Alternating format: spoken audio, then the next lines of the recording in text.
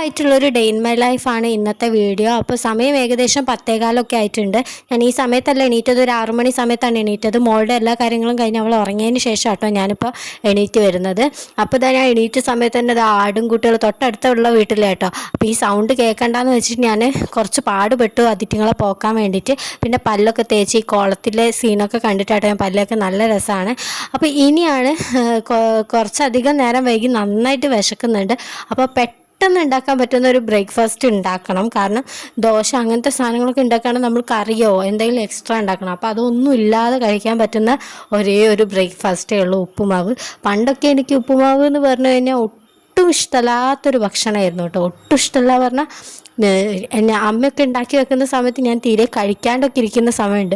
പക്ഷേ ഇപ്പം ഞാനൊരു അമ്മയായ സമയത്ത് ഞാനിതാ ഇപ്പോൾ ഉപ്പുമാവാണ് പ്രിഫർ ചെയ്യുക അധിക ദിവസം. കാരണം പെട്ടെന്ന് സമയം കഴിയും, വിശപ്പും മാറും എന്നുള്ളത് കൊണ്ട് കേട്ടോ.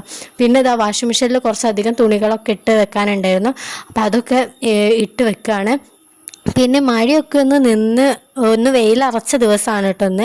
അപ്പോൾ തുണികളൊക്കെ കുറച്ചധികം ബാലൻസ് ഉണ്ടായിരുന്നു. അപ്പോൾ അതുകൊണ്ടാണ് പെട്ടെന്ന് തന്നെ വാഷിംഗ് മെഷീനിലിട്ടത്.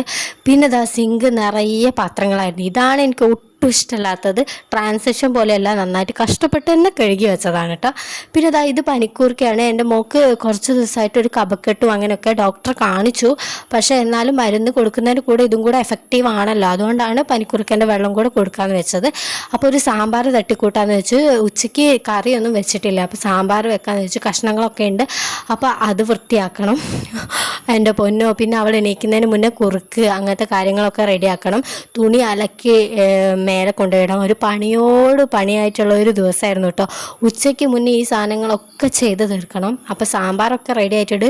തുണി ഞാൻ മേലെ ടെറസിൻ്റെ മുകളിൽ വിരിച്ചിടാൻ പോകുമ്പോഴാണ് ഇതാ വെറുതെ ഒന്ന് നോക്കിയതാണ്, ആൾ എണീറ്റിരിക്കുകയാണ് കേട്ടോ. അപ്പോൾ പിന്നെ ഇനി ഹസ്ബൻഡ് ഉച്ചയ്ക്ക് ചോറുണ്ണാൻ വേണ്ടി വരുമ്പോഴേ കൊണ്ടിടാനായിട്ട് പറ്റുള്ളൂ. അപ്പോൾ ഇതാ ഇവക്ക് ഞാൻ കുറുക്കൊക്കെ കൊടുക്കാം കേട്ടോ. ഇത് ഗോതമ്പിൻ്റെ കുറുക്കാണേ. അപ്പോൾ എല്ലാവർക്കും ഈ വീഡിയോ ഇഷ്ടമായിട്ടുണ്ടെന്ന് വിചാരിക്കുകയാണ്. ഇതുപോലത്തെ നല്ല കണ്ടൻറ്റുകളായിട്ട് ഞാൻ വരുന്നതായിരിക്കും. അപ്പോൾ വീഡിയോ കാണാനായിട്ട് വീഡിയോ ലൈക്ക് ചെയ്യുക, ഷെയർ ചെയ്യുക, അതേപോലെ തന്നെ സബ്സ്ക്രൈബ് ചെയ്യുക. അപ്പോൾ അടുത്തൊരു വീഡിയോ ആയിട്ട് കാണുന്നവരെ tata bye bye, see you. അപ്പോൾ ഇനി ഏതൊക്കെ വീഡിയോയാണ് നിങ്ങൾക്ക് ഇഷ്ടമെന്ന് കമൻറ്റ്